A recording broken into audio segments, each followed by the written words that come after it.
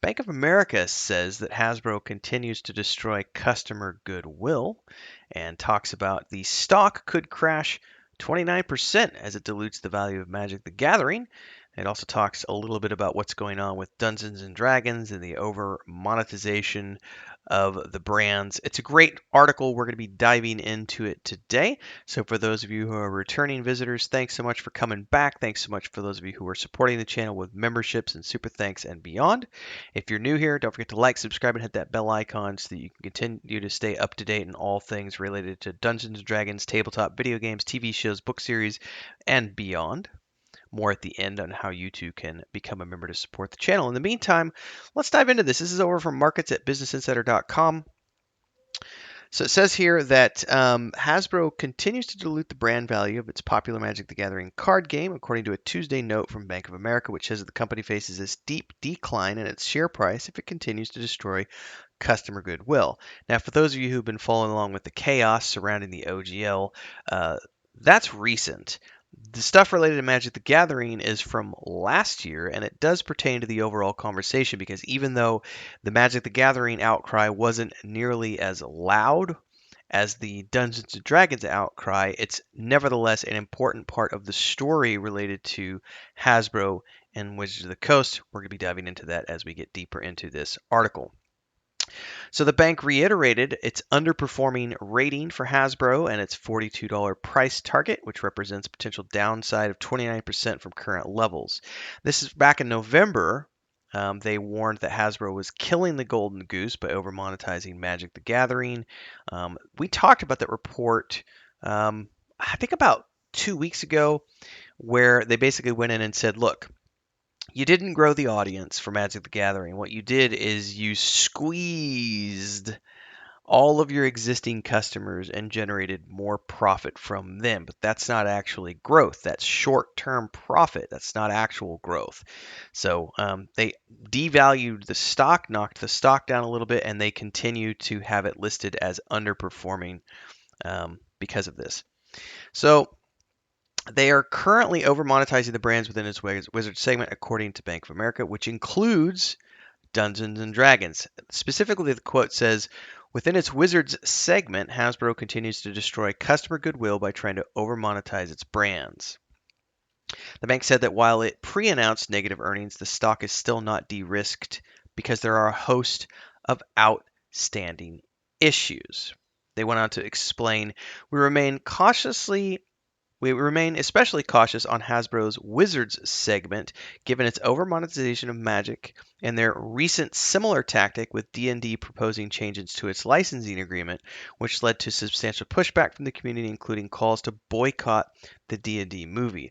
Beyond that, people are calling for a boycott of Baldur's Gate 3 and the television show and future Wizards of the Coast products and D&D Beyond. And I mean, I think it was the last I looked at any numbers I was aware of was that they had lost over 50,000 subscribers from the D&D Beyond website.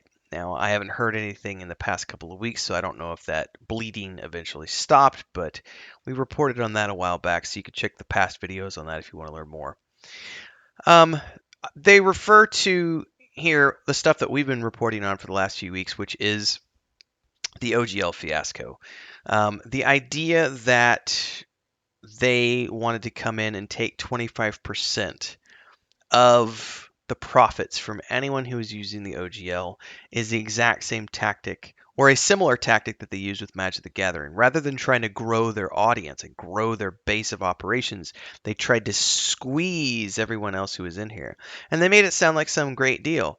I remember the original language in that leaked 1.1 document said, don't worry if you think you're going to owe any royalties on anything over $750,000, you're not going to owe it for 2023. It's business as usual. It won't roll into effect until 2024. So you've got plenty of time to get up to speed, and yay us because we're giving you time to adjust. And it was like, it doesn't matter. You're still trying to eke out 25% of people's earnings and just kill your competition. It's not cool. Dun, dun, dun, dun. It says here the changes that they had proposed would have required independent publishers and content creators to report financial data directly to Hasbro and pay significant fees if they generated certain threshold revenue. That's what I was just talking about. They have since dropped the OGL after we and everyone else gave the backlash that we did. It says nearly 70,000 D&D fans signed a petition protesting the proposed license change.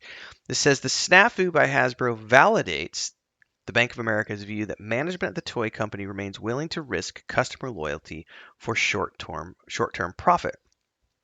Back in November, they said we've spoken with several players, collectors, distributors, and local game stores and become aware of growing frustration. The primary concern is that Hasbro has been overpricing Magic cards, which has propped up their recent earnings, but is destroying the long-term value of the brand.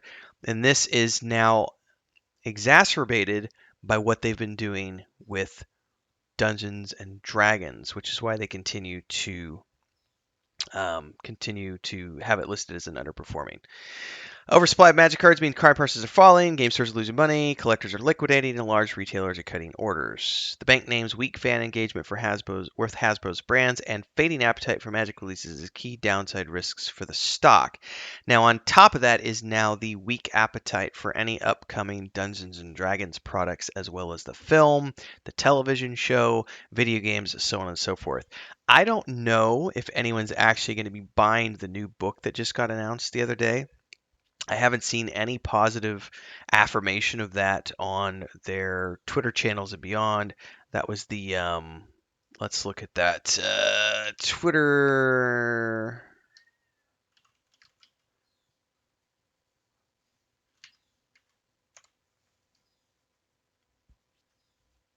I'm in dark mode. Apologies. This is the book. The Keys from the Golden Vault. I couldn't remember the name of it, so we had to go look at it.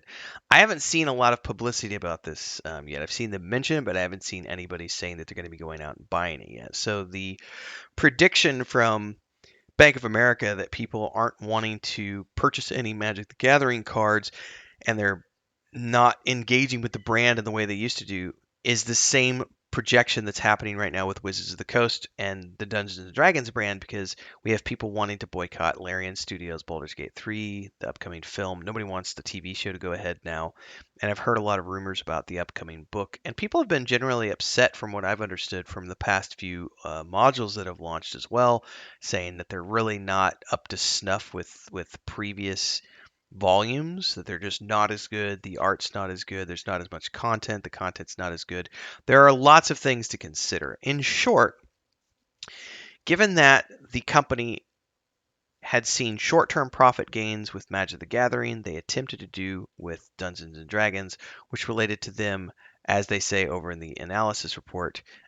What they did with Dungeons and Dragons just sort of validated the underperforming rating that they gave the stock, and they have reiterated this past week that they are continuing to list it as such until such time as Wizards of the Coast can get back on track, assuming they even can, and therefore Hasbro get back on track as well. It's a complicated scenario. It's an interesting thing to me to see that the management of the company still seems unwilling, and by the management of the company, I mean Wizards of the Coast, still seem unwilling to step up and own the mistake they made. Kyle Brink, the executive producer, has been out making the rounds and doing some very careful press. And the commentary coming out of that has been like, well, these plans were in the works for a long time and all this other stuff. But we don't get any transparency. They still haven't told us who wrote the initial tone-deaf response of, you may have thought you won, but you didn't. We won too. We still haven't seen the CEO of Wizards of the Coast come out and make any commentary whatsoever around this. You've not seen anywhere from Hasbro address this issue. It appears that they seem to be rolling ahead with business as usual, trying to force this thing into profitability for the investors. So far, it's not working. It remains to be seen if they can actually earn the trust of the community back with future products and, more importantly, actions, because actions speak louder than words. It's interesting. In any case, that's my report for today. Like, subscribe, hit the bell icon. Drop your comments below. Support if you can. Memberships, super chats, super stickers. There's a Patreon page where you can get our tabletop game as well as the first module. Get the book chapters of the fantasy novel and also a point-and-click adventure game that you can play. Until next time, everybody, stay safe. Don't forget the Discord's down there. Happy gaming. We'll see you in the next episode.